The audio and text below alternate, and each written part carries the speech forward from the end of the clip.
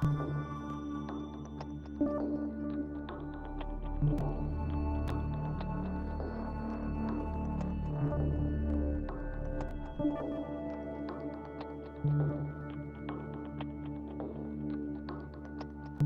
us on Geek Blood, the show you can't ignore. Ray and Kevin diving deep into all things galore. Comic book, movie, sci-fi, and action thrill. Reviewing new TV shows, we keep it real.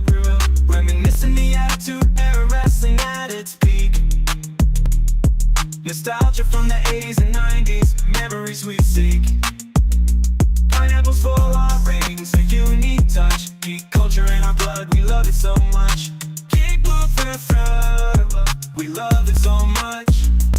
Geek Blood, where we talk about it all, from superheroes to wrestlers. We stand tall, Ray and Kevin, the dynamic duo in sight. Geek Blood, shining bright, shining bright.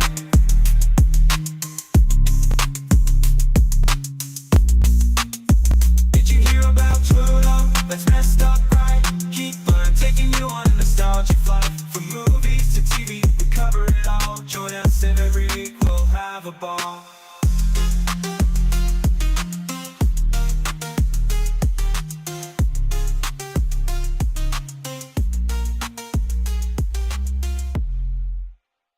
Shuffle.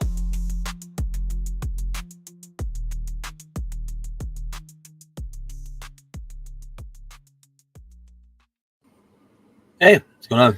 Not much, man. How you doing? Doing all right. Good. Kind of a light show this week. Not a lot of news. Got a few things we watched we're going to talk about. First up was the Apple conference that happened on Monday or Tuesday. Always like to bring this up every year. Happens in the fall when Apple announces their new phone lineup and some of their accessories. This is the first part of probably 2 or 3 conferences they're going to have in the fall. I know there's new Apple TV coming out, new MacBooks, so on and so forth, but always starts in September with the iPhones, AirPods. First up is the AirPod Pros 3.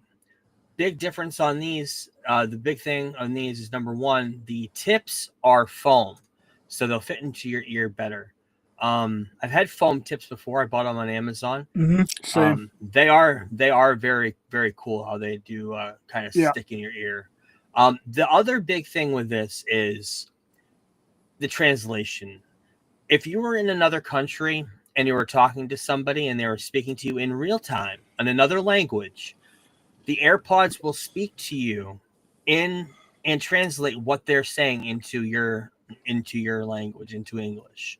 So if you're in Mexico or you're in France and you're talking to somebody and they're speaking to you, you'll know exactly what they're saying in real time, and then you can speak back, and you can show them your phone, or they can. I think they can listen to it too. I think your phone can speak to them and translate in real time of what you're saying to them if they don't have the same. If they do have AirPods, and you both have AirPods and you're both speaking a different language, they actually showed a demonstration. If you talk to somebody in France and they talk back to you in real time, you can talk to each other and know exactly what you're saying, and they'll speak back to you in what they're saying in France, and they'll know what you're saying in English, back and forth. It's kind of a cool technology. Very, very infancy of it, but I did want to bring that up. That's kind of cool. And of course, the battery life on these things are getting better and better as well.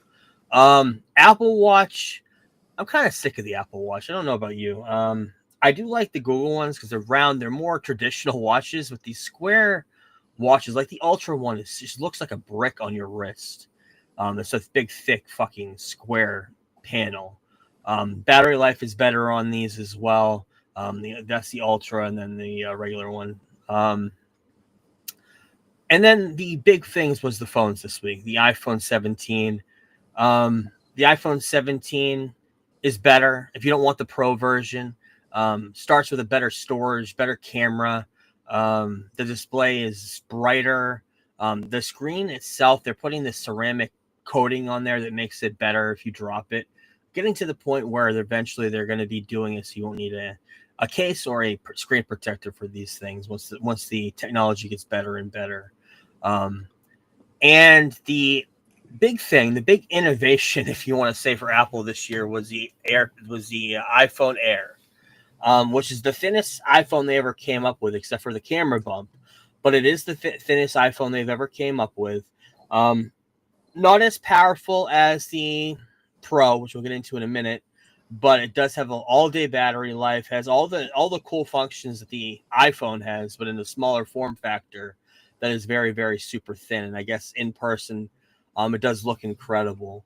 But the big thing this year was the AirPod Pro, which probably I'll get into that in a minute. AirPod Pro, which is the new flagship phone, which if I were to upgrade this year, so I'm still on the fence about, which is what I would probably be upgrading to. They have a really cool midnight blue kind of color, 48 megapixel camera, which I think has a 8x optical zoom. So the thing is going to be better than the 14 that I have now. In a 6.9 and a 6.3 for the regular, 6.9 for the Max. All day best battery life. They have this big, huge notch on the top of where the cameras are, and that's where all the components for the phone are going, which means the bottom of the phone has more room for battery. And that's exactly what it is, a huge battery in this thing. So it lasts a lot longer. The longest battery life, I think they said on any phone. So if you're going to upgrade to a Max or to a Pro phone, this is the time to do it. The other thing that they debuted, which is getting a lot of flack on the internet, is this strap, this premium strap, because they have new phone cases that are built with lanyard holes, so you can put lanyards in there, and they have this brand new purse-like strap that you can put on the bottom of your phone case that looks reminiscent of The Hangover and Zach Galifianakis. Yep. When they were showing it in the video. It's just kind of a weird.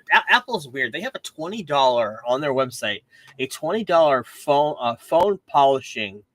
It's basically just a terry cloth. They sell it for $20 on the Apple website.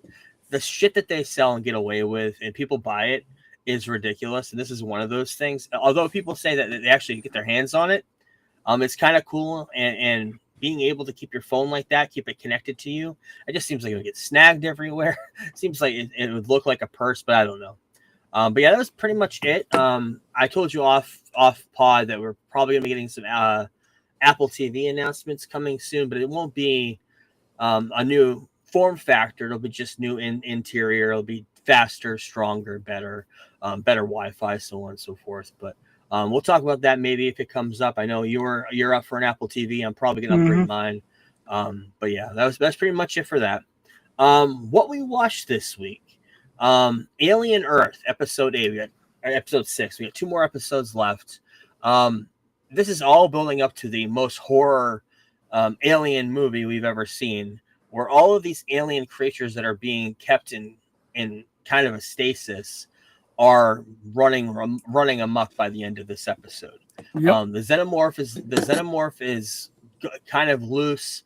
There's this eye creature that's in a shape that's running the whole show, and there's these weird like locust bug things that have gone crazy, and they're all about to be loose in this ship where they're being held captive by Peter Pan, little boy kid.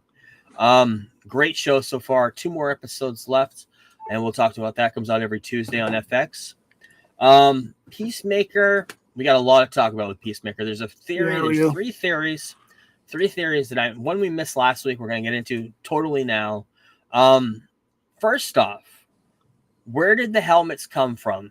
In this episode, Peacemaker mentions, I think Adebayo asks him, where did his father build the helmets?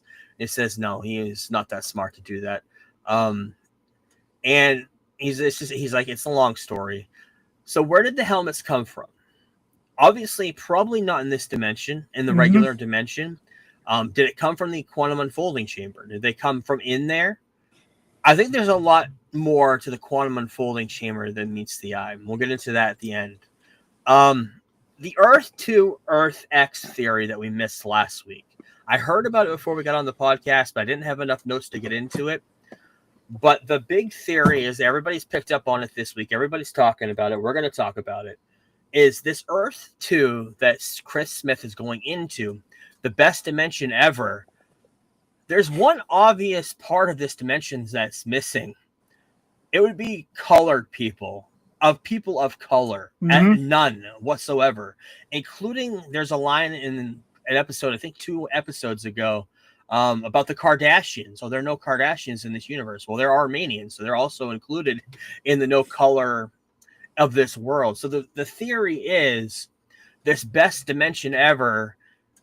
Is it the reason why the Smith family is so happy? Is it a Nazi universe? Is it a pro white supremacist universe where maybe in World War II, Hitler may have won that war? That's the big theory. And then this is the future of what happens when the whole entire world is white supremacist led, Nazi led. And that's a big theory. Then going back and watching some episodes and going back and realizing, oh, wait, yeah, there's a lot of stuff going on in this episode, in these episodes that could actually put fire on that theory. The other thing is the Sons of Liberty in that episode last week where that big bomb goes off. They're thinking that they're a group that's just a terrorist group, but maybe they're not. Maybe they're a group that are for peace. They're the standing group that's left that are not white supremacists that are trying to take down the white supremacists. Everything in that episode was weird. Everything in this show has been weird, especially with that dimension, is what it's considered. There's something dark there, and we just don't know what it is yet. That's the theory. The other theory that I heard about this week with this, if this universe is a Nazi white supremacist group, who is the one character that has debuted in the DCU this year who would have a field day in a universe full of Nazis? Well, technically last year. Technically. Right, it was last December, right. Yeah. But G.I. Robot, which there was also in this week's episode, there was a callback to Creature Commandos when Rick Flag says that he broke his back. Well, he broke his back when he fought Clayface in Creature Commandos. So we already knew it was canon, but that stuff is being brought up. It is bringing kind of a nod to, yeah, that did happen. It's there, which means G.I. Robot could be showing up at the end of this series. We don't know. There's a theory I heard this week.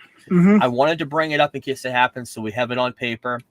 The other theory that I heard, I'm not sure about this one, was the 2 Augies theory. Chris's father, he finds the quantum unfolding chamber when Chris and Keith are very, very young. He's in the woods. He finds the chamber. And what happened there? Chris in this episode in this series has talked about he feels like he should have been born in the other dimension. It just seems like that dimension is more his style, more his life. He said he would have had a better growing up. He would have grown up better in that universe, the best dimension ever. Were the 2 Chris's switched at one point? Did they switch dimensions? Did the Augie from one dimension and the Augie from the other dimension meet each other and switch the children when they were very, very young? Who knows?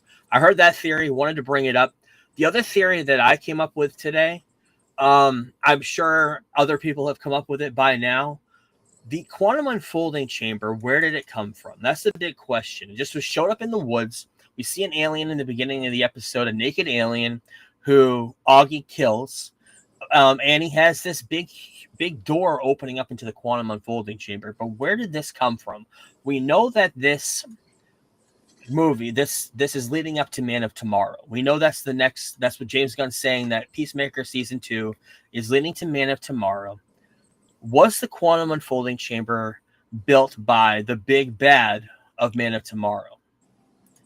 We've been speculating, is it going to be Brainiac? Who could it be?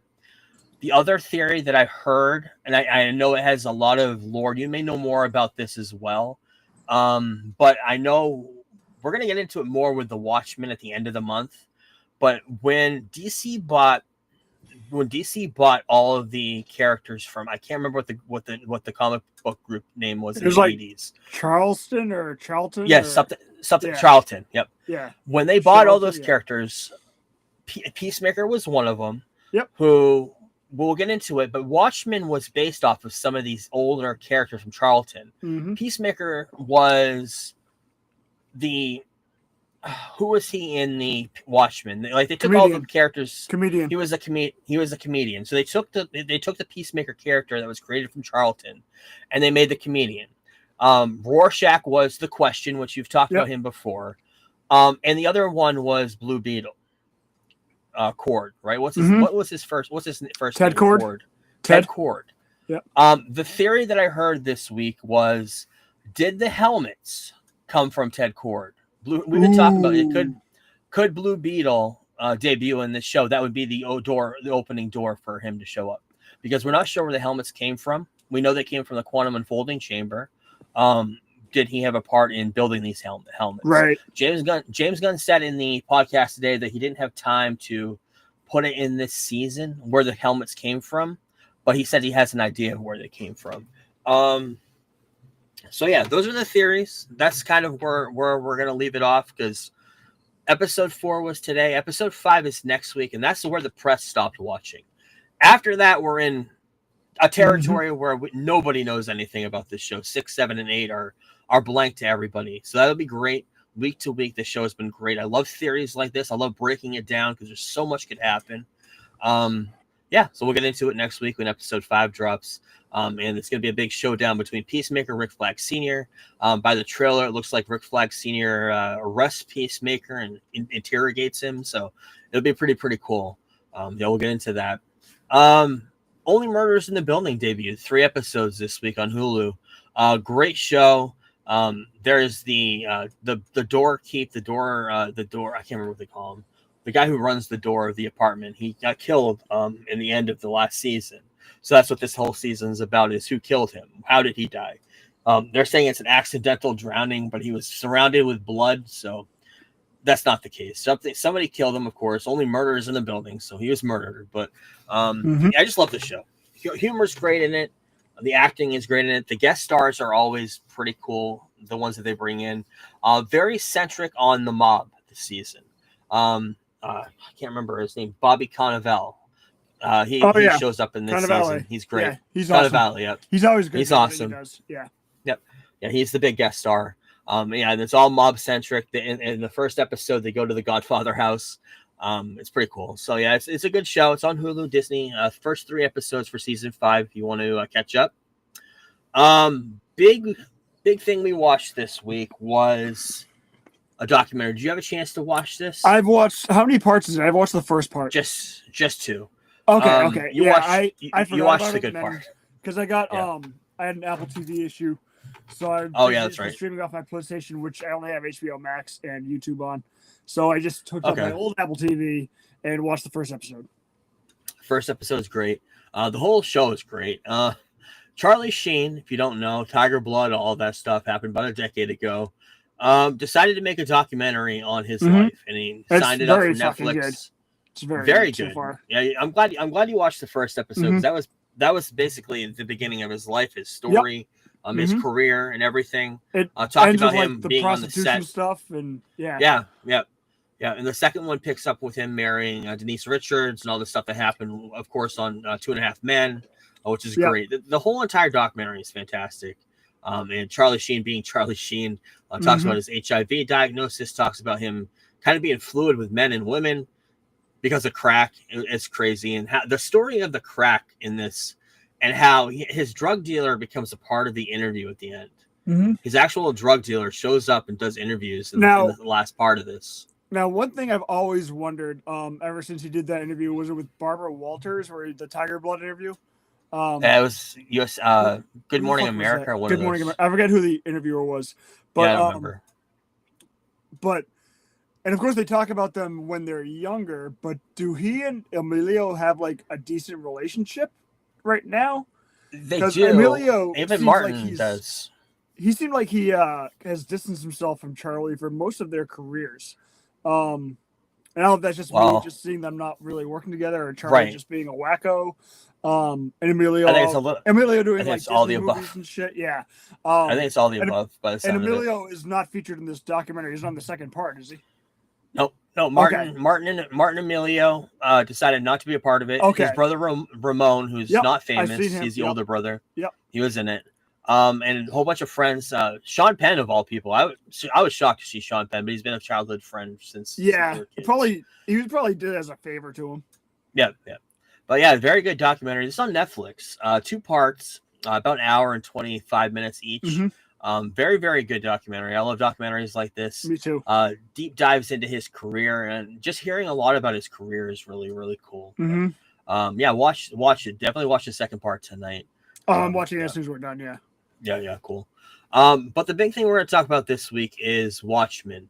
We are in September. It's not the 40th anniversary of Watchmen. It's like 38th, but it did come out. It did come out in September. And we're going to talk about it. Watchmen had an animated 2-part movie that came out. They're on HBO Max if anybody wants to watch them, but closer to the comic book. Yeah, it's basically the comic. Yeah, where Zach didn't want to touch this whole squid ending of the comic book, that this animated series did, as well as what we're going to talk about next week. It was probably the only reason why it was made, because that wasn't actually in the movie. One of the reasons why it was made, besides the fact that animation and it's also and whatnot. It's also the one thing of comic book fans that love the Watchmen complain about is that Zach took the easy way out and went nuclear, rather than this big, huge, giant squid that shows up at the end of the comic book. He shows up in the end of this as well. Zach decided not to do that. He went with a nuclear route where Ozymandias kind of took the world hostage with nuclear power, rather than dropping a squid in the middle of New York City. Yes, a super dimensional squid. But animation is great in this. Reminds me a little bit of What If. Kind of the animation is fantastic. Standard animation at this time, kind of. It came out 2022, I believe. But yeah, it's really, really good, and it's more comic accurate, even down to the suits, everything. It's more comic accurate. But if you've seen the Watchmen movie, besides the whole squid thing, it's basically a shot for shot.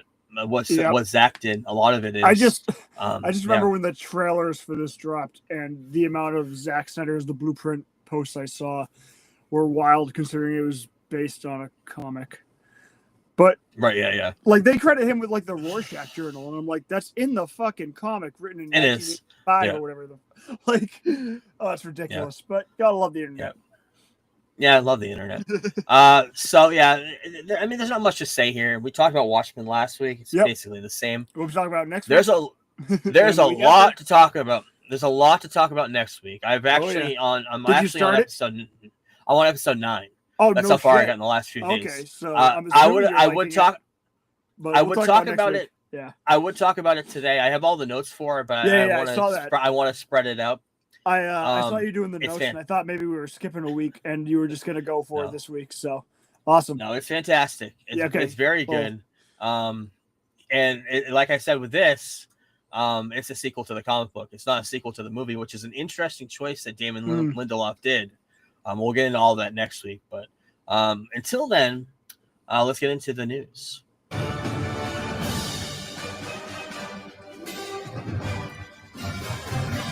And it's not a news segment, another trailer roundup. Big trailer came out this week for Wake Up Dead Man. I know you're very excited for this. Rian Johnson. Coming out on Netflix on December 12th, but coming out on Thanksgiving Day in theaters, limited time, which we're probably going to be seeing. We are definitely going to be seeing it. Trailer looks great. Very, very good. I love Daniel Craig. The cast in these movies, he does get a great ensemble cast, so it just looks great. And we find out who the dead man's going to be. Do you want to give the spoiler who the dead man is? It's Josh Brolin, isn't it? Josh Brolin. Yep, Josh Brolin. So yeah, they're all figuring out why, and he plays a priest, figuring out why the priest died. So that's the whole story of this. Wanted to bring this up. Another documentary coming out. It's actually done by the people who did Dark Side of the Ring, called Into the Void. The life and death in heavy metal. Life and death in heavy metal. Talking about a lot of heavy metal stories, which we've been talking about a little bit this summer with Ozzy. The Randy Rhoads. There's an episode on Randy Rhoads and how he died in a plane crash. There's a Dimebag Darrell from Pantera episode. There's a lot of cool stuff there. I'm probably going to end up watching this. Unlike Dark Side of the Ring, this is going to be on Hulu. So I actually can watch this week to week. Coming out September 22nd on Hulu. So that'd be cool. 8 episodes.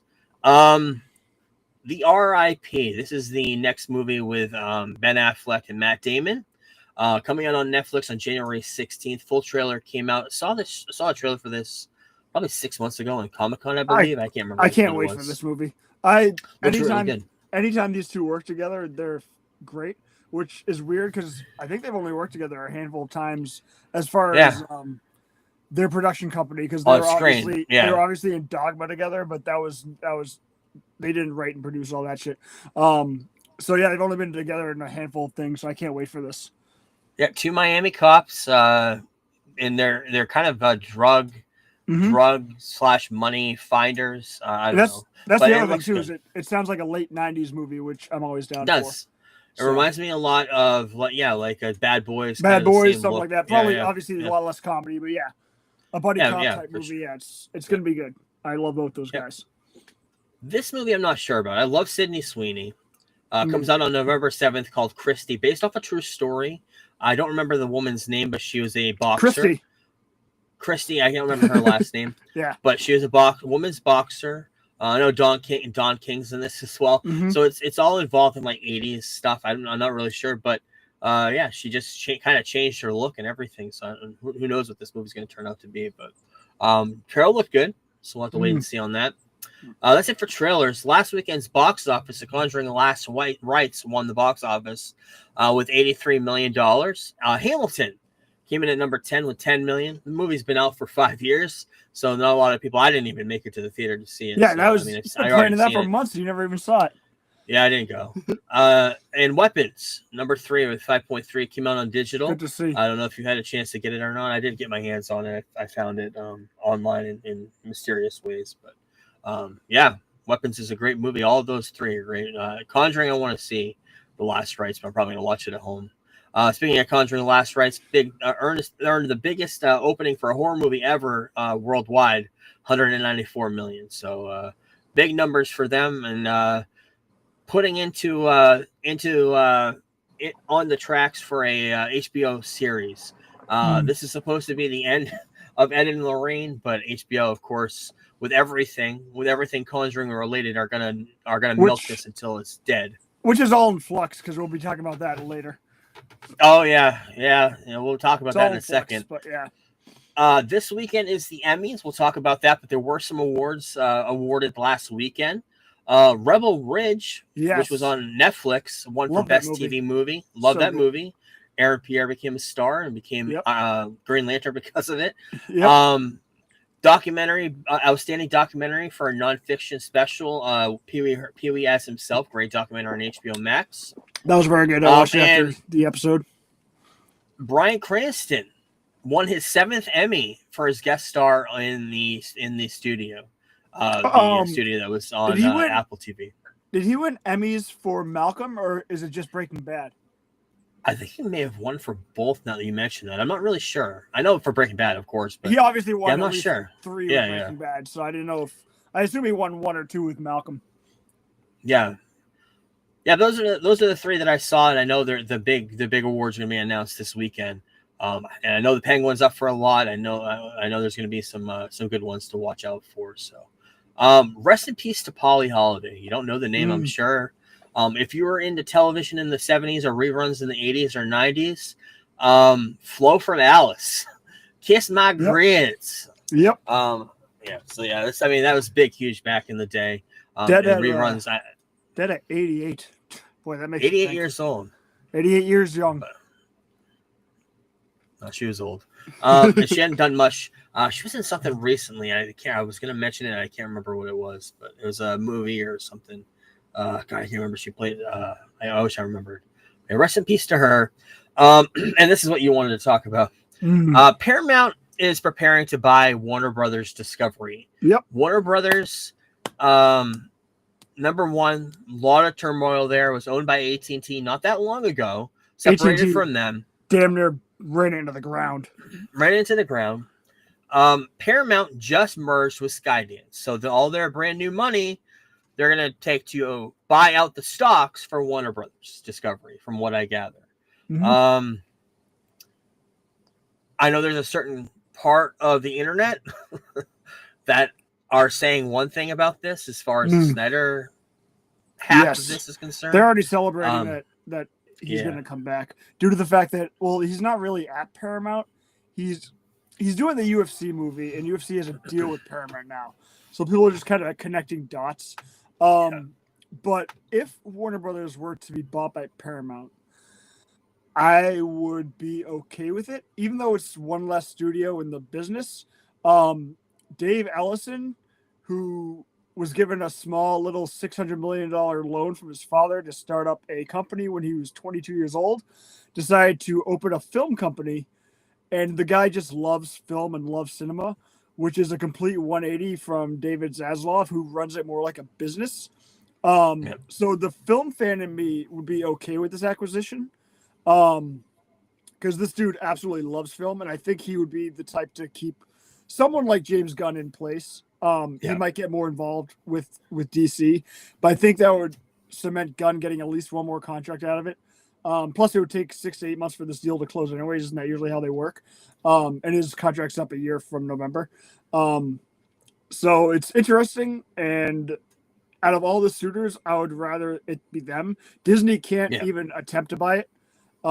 Also, Dave Ellison, his father is, as of a week ago, is now the richest person on the planet, passing Elon Musk. So that's how he can get the money from basically this little independent studio called Skydance Entertainment to buying Paramount and then buying Warner Brothers all within like a year and a half. Let's just hope they keep Dexter around so we can get that Dexter Batman crossover.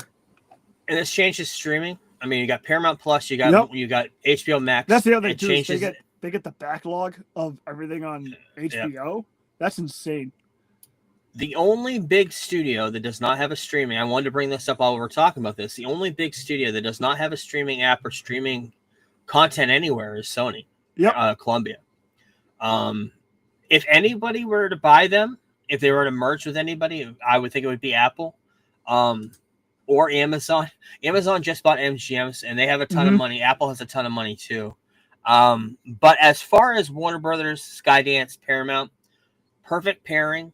And we'll have to wait and see what happens with the James Gunn. It depends on how they're doing with ratings for HBO Max and how the movies are doing digitally. They're going to have their people. They're going to have their people run their numbers because whoever's in place now, Dave Zaslav, has an idea of what he expects from the brand. So they'll run their own numbers and based off what they expect. And they may have to change some things. I do think Gunn will get another contract out of it. But then again, they could cancel stuff too. They could cancel Man of Tomorrow. Who knows? So we'll just have to see. I mean, right now it's very early stages. They're just rumoring it that they're preparing a bid, trying to get ahead of all the other competition. So it'll be an interesting couple of months going into the winter season. Yep, very interesting. Hollywood, business side of Hollywood is very, very strange, very weird.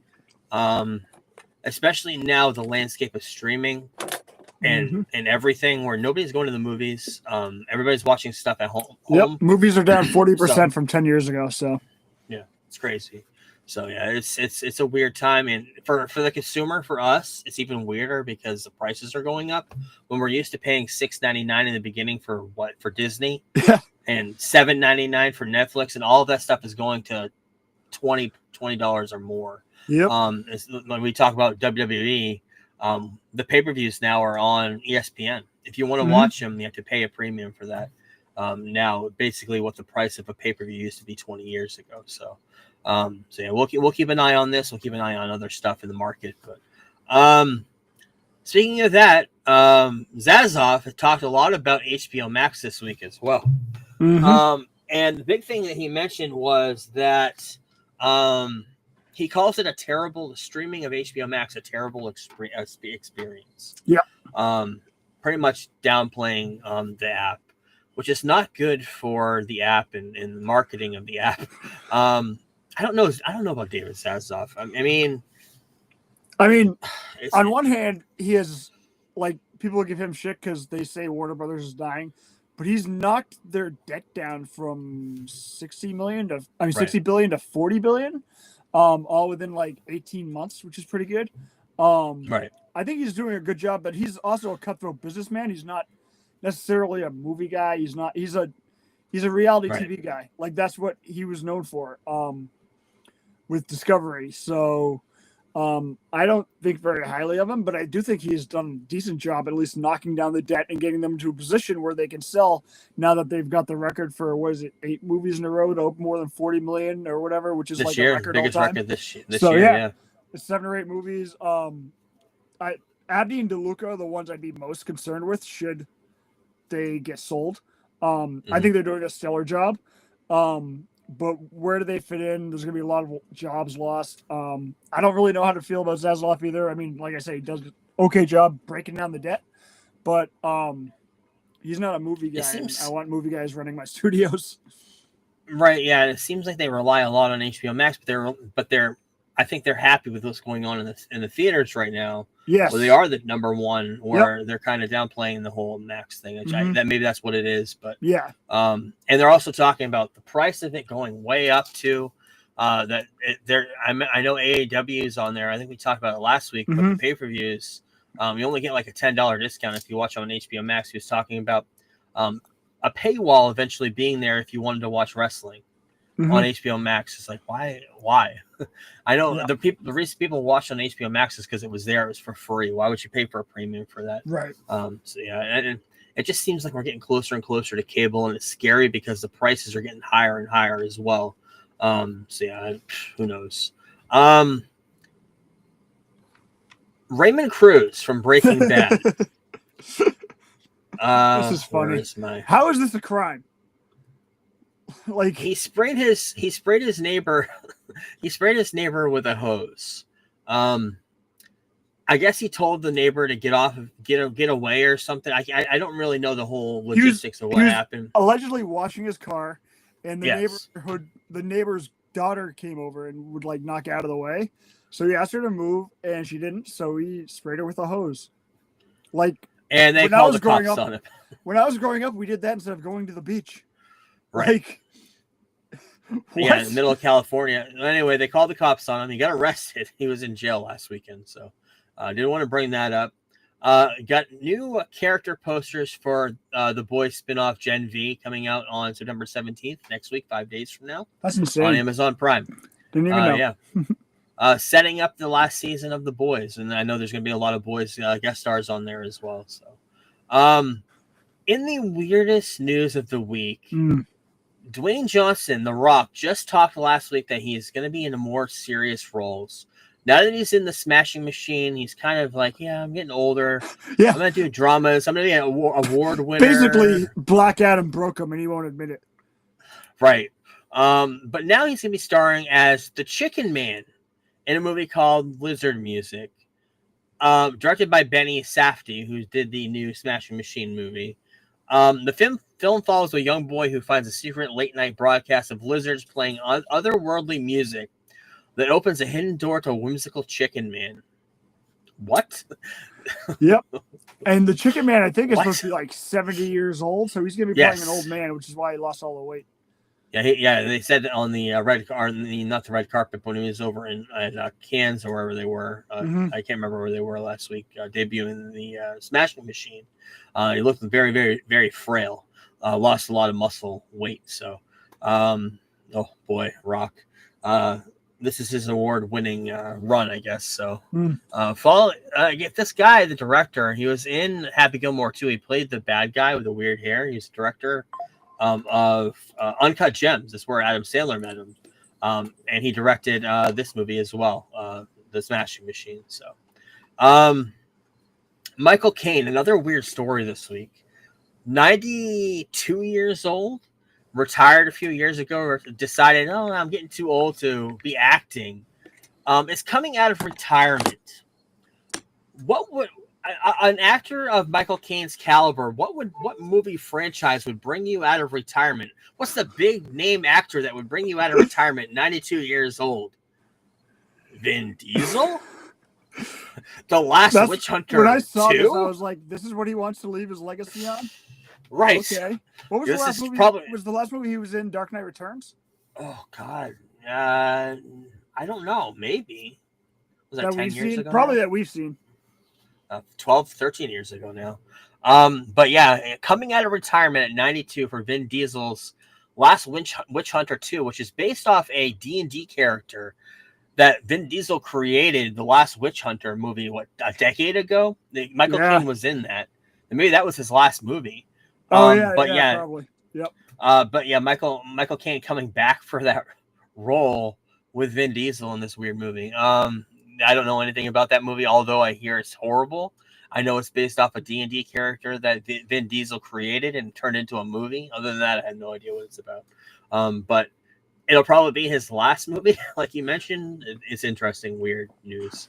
Got a new poster for Good Boy, which I'm not a huge horror movie fan, but I'm very interested. I love dogs.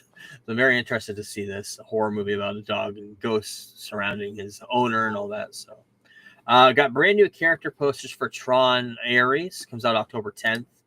Very excited for that movie as well. I can't wait for that. AEW star Maxwell Jacob Freeman, aka MJF, joining the cast of Violent Night 2. Violent Night 1 was great with David Harbour. Joining the cast, I don't know who he would play. An elf, maybe? Who knows? He's great actor. He was in Happy Gilmore 2. Standout role for him. Probably that's right why he got this role. So yeah, let's wait and see on that. Robert Pattinson and Skylar Gisondo, who played Jimmy Olsen in the new Superman movie, of course, young Sean Hunter in Psych, are reportedly set to be in an A24 crime drama called Prime Time. Story follows a journalist who dives into the criminal underworld in an unconventional way, ultimately transforming television forever. Inspired by To Catch a Predator, as far as what the tagline says. So, I love both of them. Interesting to see them both in a drama, so we'll have to wait and see. Joining the cast of Highlander, Dishman Hanzu. I don't know how to say his last name. Diamond he's in Hansu. everything. Diamond Hansu, yeah, He's in everything. He's joining Henry Cavill in that movie. Speaking of that movie, delayed in production until 2026 because Henry Cavill got a bad injury this week while training to be in that movie. Yep, so they're definitely not too old to be Superman. No, not too old to be Superman. And they're not going to be going back into production until early 2026. So they're probably going to be about 4 to 6 months behind schedule. So wait and see on that. Today, Nintendo had their Nintendo Direct thing this morning. Big thing that they announced was Super Mario Galaxy movie, the second movie in the Mario universe, Super Mario Galaxy. And they're also going to be releasing the game, Super Mario Galaxy 1 and 2, that came out on the Wii, and a 2-disc version coming out on the 2nd of October. And they've already come out in HD. They already came out on the Switch also, because you could buy a 3-pack that had those and Mario 64 on it. Or was it? Just Mario Galaxy 1, not the second Galaxy one. 1, Sunshine, and 64, yeah. Those are fun games. If you don't have them, or if you have them in the Wii, it's definitely worth getting. The other thing that was announced was a new Yoshi game, Mysterious Book, coming out sometime in spring next year. But the big thing that everybody's talking about, we've actually talked about it not too long ago, the Virtual Boy, dumbest coming out thing. coming out in the Nintendo store, but they're actually coming out with this device where you put your Switch into it that is a Virtual Boy. It's a Virtual Boy stand, Virtual Boy thing. And you get the 3D look when you look through it, like you got in the Virtual Boy. What the fuck are they doing? Like, I get like re-releasing going backwards, like Super Nintendo stuff because people actually have nostalgia for that. Right? Nobody has nostalgia for the Virtual Boy. Nobody fucking owned the thing. Yeah, right. Nobody owned it. 14 games were released over time. Pretty sure their entire library was like 16 games. I thought it was 14, but there's some the Japan ones there too. There's 2 versions of Tetris. It was a travel device that you couldn't travel with. Right. It was bulky, huge. You had to have it on a stand. Have it on your lap. You had to have it on a stand. It's the only Nintendo console I've never owned, to be honest. Yeah. And I mentioned that if it was like a Holy Grail item, I would want that, but I think I'd rather. I'd probably get the original. If I saw it in the store for a relatively decent price or like on eBay, I'd probably grab a Virtual Boy, but There's 4 games, like you mentioned, there's 4 games worth getting. Mario Tennis, Mario Clash, there's a Wario World on there. I believe it's the debut of Wario, and Tetris. So those are the 4 games. The ones I'm going to be playing if I do get this on the Virtual Boy on a Nintendo Switch. But it is available for Switch 1 and Switch 2. And they're also coming out with a mini version, so you don't have to buy this big bulky thing. It's going to be cardboard, and you put your Switch inside of it. So just a marketing ploy. And it's going to have the same 3D look, I guess, as far as what it's going to be able to do. It has the lenses on there. You put your Switch inside of it. You look in it. So we'll have to wait and see. Results. I can show Hello, them if you ask Siri. again. What are you talking about? So yeah, that comes out sometime next year. Let's get into some swag. Swag. Stuff we all get. Come on, son. You know that's right. Not a lot to talk about. Just a couple of pop figures. Animaniacs coming out with the whole series, Pinky and the Brain, Dot, Wacko, and Yakko, and Nightmare Before Christmas. What are your thoughts? I know you're not a big, huge fan of Burton. I'm not either. I'm not a big fan of that movie as well. Same. But yeah. It's weird though, because that movie should be like one of my favorites of all time, considering it hits on both Halloween and Christmas. But innovative at the time too. Very innovative at the time. I never saw it when I was younger, when I should have seen it. So it holds no nostalgic weight to it. I saw it when I was in my 20s, probably. So same here. Yeah, did not hit me when I was younger either. That's kind of why I didn't care about it either. Getting into some DC news of the week. Clayface currently filming, and there's the Club Vesuvius shows up in the background. It seems like there's a lot of Batman connections and a lot of DC connections in Clayface, or they're opening up the universe even more in this movie. That's the first one. We've talked about a few other ones. There was last week we talked about the map of Gotham, a few other things. Club Vesuvius is connected to Zatanna, so there's a connection there. The other thing that showed up on set was the Flying Graysons poster, which means Robin is probably a part of this universe. So we'll have to wait and see on that. And Millie Alcock might. Well, first of all, James Gunn was on the Howard Stern show this week in about an hour and 20 minutes. Listen to it. A lot of people don't know how to get to Sirius. It's an app. You have to pay for it, $10.99 or $9.99. Listen to the whole thing. Talking about Millie Alcock, he said it's the best casting he's ever done in his life. Strong words. Stunning in the movie. Love seeing what they're doing in the post-production for that. Howard asked him who Peacemaker was originally going to be. I think for the first time ever, he said it was supposed to be Dave Bautista, but Bautista, they couldn't do it fast enough. Bautista ended up taking another role that paid a lot more money. Which was so he gave the role to John Cena. Yeah, Army of the Dead. He did Army of the Dead with Zach. Yeah. So, but they ended up giving the role to John Cena, who he kind of didn't know much about, but became close friends with him after that. I bet if Dave Bautista, it would have been the classic Peacemaker from the comics. Yeah. I assume that's what he was going for, because Gunn talked about this when he was developing the show. Is he and John Cena basically after the movie, because it was COVID, they just sat in Gunn's house for like 6 weeks and just came up with the character as he was writing the first season. So 50% of that character is John Cena, and you can tell by the fact that he ad-libs a lot on the show and whatnot. But I bet if it was Dave Bautista, it probably would have been a one-off character that wouldn't have gotten a spin-off, and it would have just been classic Peacemaker. Yeah. But the big thing that came out of this interview was the Man of Tomorrow news. Yes. Going to be filming in April of next year, 2026. Creating a Superman sequel, and they're going to start in April. Talking about the movie being a Lex Luthor movie as well as a Superman movie. It's a story about Lex and Superman having to work together to a certain degree against a much, much bigger threat. So, Brandon, and like I mentioned in the beginning of this, the Quantum Unfolding Chamber and Peacemaker Season 2 are a direct lead up to whatever this movie is, Man of Tomorrow. Could you imagine if we get Brainiac at the end of Peacemaker Season 2? Or like kind of like the Thanos of everything. Like when Thanos debuted, you saw the silhouette of his face at the end of Avengers. Could we see something like that with Brainiac? A whole bunch of cables going to a man sitting in a chair looking over everything on a computer desk. Or maybe Who like knows? a little city in like one of those like glass bars or whatever he does. Yeah. Kandor. Yeah. Kandor, yeah. Avengers. They did a light show somewhere over in the Asian countries. I'm not sure if Japan or China, where it was. But they showcased this light show showing glimpses of what looks to be Doctor Doom for the first time from Avengers Doomsday, because it also showed X-Men logos, Fantastic Four logos, Black Panther, Avenger logo, but it also showed Thanos being choked out by Doctor Doom right straight out of the comic books. Doctor Doom on a throne, his close up of his face. So yeah, there's a lot there, and this weird light show that they did over there. But other than that, we don't know much more about it. Finally, in the news that nobody's surprised of, Ryan Reynolds admitted that he was the one that leaked the test footage for Deadpool back in 2014. Yeah, no shit. The movie never would have gotten made. It was the reason why it was sitting in a desk somewhere is because the studio had no faith in this character.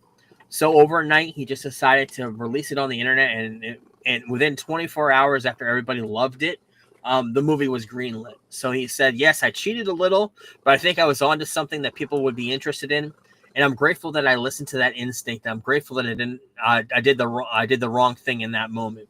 We would not have a Deadpool movie. We wouldn't have a whole franchise of that Deadpool franchise if that did not happen. So I think the statute of limitations. We wouldn't have a Deadpool movie if Green Lantern was a success either.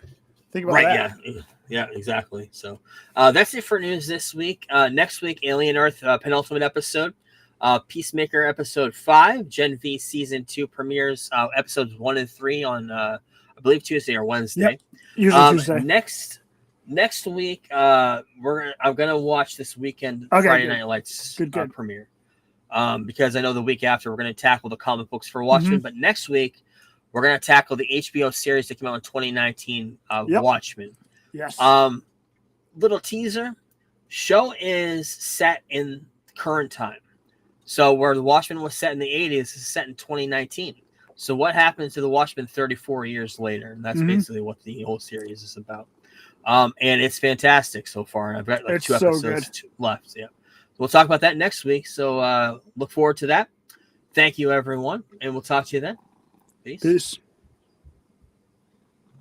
We're the Geek Blurb crew, here to enlighten you. Talking all things geeky, from movies to wrestling to our podcast is the place where you want to be for all the latest news and nostalgia from the 80s and 90s. We review comic book flicks and sci-fi hits, riding the wave of action movies with all the cool bits. From Iron Man to Star Wars, we cover it all. And when it comes to wrestling, we never drop the ball. Geek Blurb, we're the kings of the nerds, rating movies and pineapples, our opinions never blurred. Join us each week for a geeky chat with the latest news and a dose of nostalgia that. So you're a fan of the comic book craze, or a lover of sci-fi and all